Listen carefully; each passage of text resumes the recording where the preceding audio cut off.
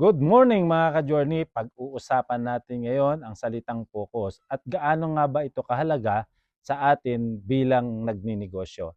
Ako nga pala si Roel Reyes, isang entrepreneur at may 5 taon na rin karanasan sa pagninegosyo. At bakit nga ba napakahalaga na maintindihan natin ang salitang focus? Lalong-lalo na kung kauumpisa mo pa lang sa iyong negosyo. Karamihan sa atin na nag-umpisa, meron naman talagang kakayanan na yung negosyo na sinimulan mo mag-take off o kaya ay mapagana o kaya ay lumaki. Kaya lang kung babalikan natin yung mga nakaraan, siguro maraming makaka-relate na ang dahilan, maraming mga pagkakataon na tayo na-defocus o kaya ay nawala sa iisang direksyon ng gusto nating gawin sa ating pagnenegosyo. Naalala ko nung nag-uumpisa pa lang ako na paganahin itong aking restaurant business, ang daming mga mating sa akin na nandiyan yung mga kaibigan, mga kakilala na inaalok ako ng opportunity sa kanilang company. At siyempre, madalas na maririnig natin sa kanila. Kaya gusto nila tayong pasalihin dahil sa malaki ang kitaan. Pero dahil pinanindigan ko talaga na nung makita ko yung possibility na kaya ko itong i-scale at kaya ko itong palakihin, mas pinili kong mag-focus. May mga pagkakataon din na 1 taon at kalahati kung saan hindi pa gumagana yung negosyo ko, puro abono, maraming mga tao ang nagsuggest o kay mga kasama ko rin na nagsabing, ba't hindi natin gawin ito? Magdagdag tayo ng crispy hito. So from sizzling, okay, nagkaroon kami ng crispy hito. May mga nagsuggest din sa mga kasama namin na ba't hindi tayo gumawa ng pares. At gumawa rin kami ng pares. Ganun din yung mga iba pang mga menu na hindi kasama dun sa pinaka main menu namin, which is sizzling talaga. Kaya lang habang ginagawa namin yon, na-realize ko at napag-aralan ko na mas marami ang nasasayang sa mga produkto namin at nasasayang din na mga ingredients. Kaya dumating sa punto na kahit ano pang pagkukonvince sa akin ng mga kasama ko at ng ibang tao na gawin ko ito, idagdag ko ito sa menu, mas pinili ko mag-focus. Kaya sinimulan kong tanggalin yung mga wala sa main menu namin na mga hindi naka-sizzling plate. At dahil doon, unti-unti kong nakita yung pagbabago. At dahil sa naging focus kami, ng mga kasama ko, doon sa sizzling na kinakailangan naming i-serve sa mga tao, mas nakita pa namin yung mga pwede naming i-improve sa mga siniserve namin. At dahil doon, nagkaroon ng tuloy-tuloy na magandang resulta yung pagtakbo ng negosyo. Kaya dito ko nakita na napakahalaga ng salitang focus. Until now, hindi talaga ako nag-divert ng negosyo ko, kundi focus pa rin ako doon sa negosyo naming sinimulan. Kasi ganito ko lang naman siya tiningnan.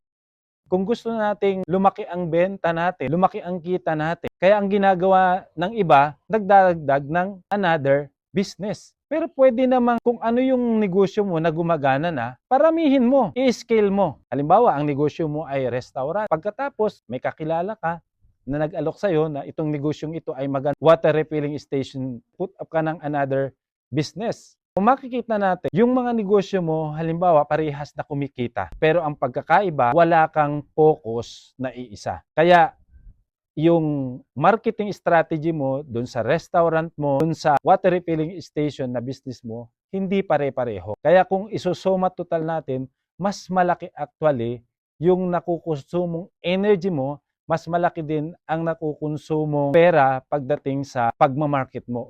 Meron kang isang negosyo ngayon, halimbawa katulad sa akin, restaurant, yung pinili ko talaga na isa lang yung gawin ko. Kasi nga, kung ang interest ko rin, malaking kita, lumaki yung income, ang kinakailangan ko lang naman gawin, paganahin itong unang negosyo, itong unang branch ko, at kapag gumagana na, buwan ko ng sistema at paraan para paano i-scale ito.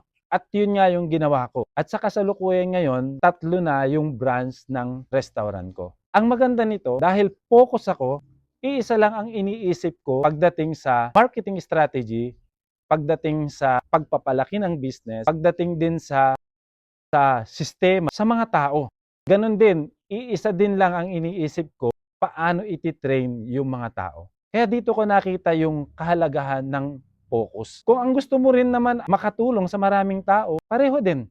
Habang nagbabranch out ako, may mga tao ding natutulungan ako. Hindi ko sinasabi na mali yung diversify ka ng another business, wala namang mali doon. Ang pinupunto ka lang ay yung pagkakaiba kapag focus ka sa iisang bagay. Sabi nga nila, yung drop of water sa simento, kahit every time na may patak ng ulan doon sa lugar na yon, makikita mo na lang pagdating ng araw, nabubutas siya. Bakit?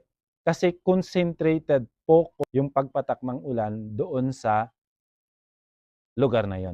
Ganon din naman sa pagninegosyo natin. Focus ka lang muna. Kaya nga yun yung tinatrabaho namin ngayon ng team ko. Kasi naniniwala ako na kapag nagawa namin na i-scale ng i-scale itong restaurant na meron kami ngayon, lalaki din yung income namin, at the same time, dadami din ang tao matutulungan namin. So hindi kami nawawala o hindi kami nadidifocus doon sa goal din namin. At ang kagandahan kapag focus ka lang muna ngayon sa iisang bagay, mas lalo mong napapaganda, mas lalo mong napapalupit yung ginagawa mo, yung produkto mo o yung serbisyo nyo. Nga pala, bago ko ituloy yung aking kwento sa inyo, kung kayo ay taga Pangasinan, taga Mangaldan, taga Mapandan, taga Manawag o kaya saan mang town, pwede nyong pasyalan, inyong tikman ang ipinagmamalaking sislingan ng bayan, Sisling Noipi, the best sisling ng tao. At bakit pinili ko na mag-focus sa isang bagay na ginagawa namin ngayon? Kasi meron akong verse na pinanghahawakan. Sabi ng Psalms chapter 1 verse 3, and that verse planted like a tree. So makikita natin na wala tayong nakita na isang puno o isang itinanim na puno na namunga o kaya nagkaroon ng maraming bunga na paulit-ulit na itinatanim. Itinatanim, binubunot, itinatanim, binubunot. Kapag gano'n ang ginawa natin sa isang puno, hindi rin magkaroon ng magandang bunga. Kaya nga sabi doon, pagkatanim nung puno na yon, ito ay namunga. At sabi doon, at lahat ng niyang ginagawa, magpa-prosper. Kaya I encourage you mga ka-journey. Ano man yung ginagawa natin ngayon, hindi mo man nakikita yung resulta pa, basta't ang mahalaga, sa bawat araw, become better every day. God bless!